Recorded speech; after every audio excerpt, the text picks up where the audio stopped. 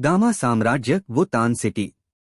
दो सम्राटों के युद्ध के अंत के बाद एक्साएओ यान एक्सयूएनएर और केलिन ने वुतान सिटी में एक भव्य विवाह समारोह आयोजित किया। पूरे दो क्यूआई महाद्वीप ने उनके प्रेम का साक्षी बनकर इस भव्य आयोजन को देखा। इसके बाद कहा गया कि एक्साएओ यान अपनी दोनों पत्नियों के साथ महाद्वीप पर घूम रहा था, लेकिन वे आम लोगों की नजरों से ओझल हो गए।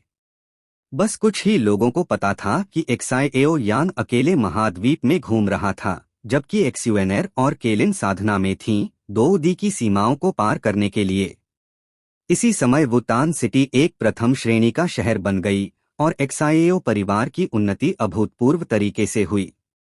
वुतान सिटी के पीछे स्थित एक पहाड़ी पर काले वस्त्रों में एक दुबला-पतला युवक घास पर लेटा था। उसके होठों के बीच एक तिनका था जिसे वह हल्के से चबा रहा था। सब कुछ की शुरुआत यहीं से हुई थी जब मैं पहली बार अपने गुरु से मिला था, वह व्यक्ति मुस्कराते हुए खुद से बोला। जरा गौर से देखने पर यह वही व्यक्ति था, यंत्र सम्राट एक्साएओ यान। वही व्यक्ति जिसने सोल हेवन एम्परर को हराया और पूरे दो क्यूआई महाद्वीप को विनाश से बचाया था। समय तेजी से निकल गया और उस प्रसिद्ध दो सम्राटों की लड़ाई को अब दशकों बीत चुके थे। अचानक टूटती हुई जगह से एक सुंदर स्त्री बाहर आई। उसकी आंखें चांद जैसी चमकती थीं। एक्सयूएनए भाई एक्साएओ यान, उसकी कोमल और मीठी आवाज पहाड़ियों में गूंज उठी। तुम सफल हो गई। एक्साएओ यान ने मुस्कुराकर पूछा। हाँ, यह सब तुम्हारे कारण ही संभव हुआ। अगर तुमने वह रहस्यमय मार्ग न खोला होता जिससे ओरिजिन क्यूआई मिल सका, तो मैं दो क्यूआई महाद्वीप में दो दी नहीं बन पाती। एक्सयूएनएर ने उसकी ओर निहारते हुए कहा। इसके बाद उन्होंने एक दूसरे को गले से लगा लिया। जब तुम्हारे पिता ने तुम्हें हमारे एक्साएओ परिवार में भेजा था, तो मुझे नहीं पता था कि आज तुम मेरी पत्नी बनोगी। एक्साएओ यान ने भावुक होकर कहा। तुम हमेशा से मेरे हीरो रहे हो। एक्सयूएनएर ने शांत स्वर में उत्तर दिया। तभी आकाश में दो व्यक्ति प्रकट हुए, गुयुआन और झूकून। क्या हम गलत समय पर आ गए? उन्होंने हंसते हुए कहा।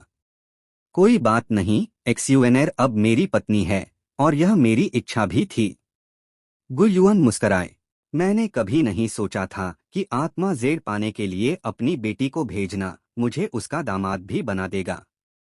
लेकिन यह सब अच्छा ही हुआ। उन्होंने एक्साएओ यान और एक्सयूएनएर की ओर संतोष से देखा। इसी बीच अंतरिक्ष में 9 रंगों की रोशनी चमकी और एक आकर्षक स्त्री प्रकट हुई, केलिन क्वीन मेडुसा।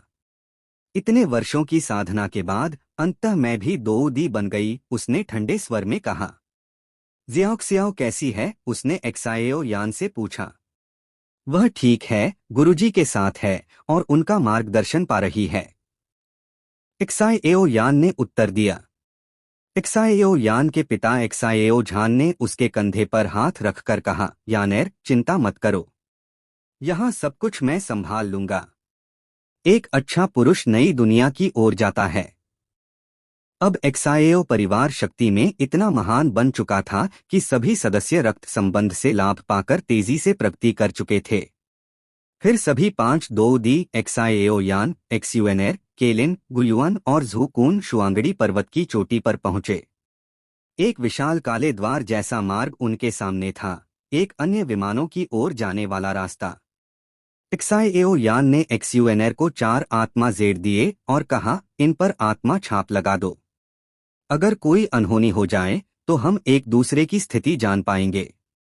और ये औषधियां ले लो, अज्ञात दुनिया में अधिक तैयारी ही हमारी रक्षा है। इन औषधियों में 9वीं श्रेणी की जिंदान थीं, जिन्हें एक्साएओ यान ने स्वयं बनाया था। वह दो क्यूआई महाद्वीप का श्रेष्ठ औषधि निर्माता था। जब तुम मार्ग में प्रवेश करो तो मेरे साथ रहना। अगर संकट आए तो पहले खुद की रक्षा करना। अगर हम अलग हो भी गए तो आत्मा जेड से एक दूसरे को खोज पाना आसान होगा। एक्साएओ यान ने केलिन और एक्सयूएनएर से गंभीरता से कहा। केलिन और एक्सयूएनएर ने चुपचाप सिर हिलाया। चलो। एक्साएओ यान ने गहरी सांस ली और बिना कोई और बात किए केलिन और एक्सयूएनएर का हाथ पकड़कर उस काले मार्ग की ओर उड़ चला। उसके पीछे गुयुआन और झोकून भी पीछे पीछे चल पड़े। नीचे धरती पर असंख्य लोगों ने आकाश की ओर देखा। यंत्र सम्राट को नमन, नेता को शुभकामनाएं। ताकतवर आवाजें आसमान में गूंजने लगीं। टियानफ्यू अलायंस में याओ लाओ ने आकाश की ओर देखा और कहा, जब मैं दोऊदी बन जाऊंगा तो मैं भी उस दुनिया में आऊंगा। तब तक वहां मेरे लिए एक स्थान बनाना। उसकी आंखें भर आईं।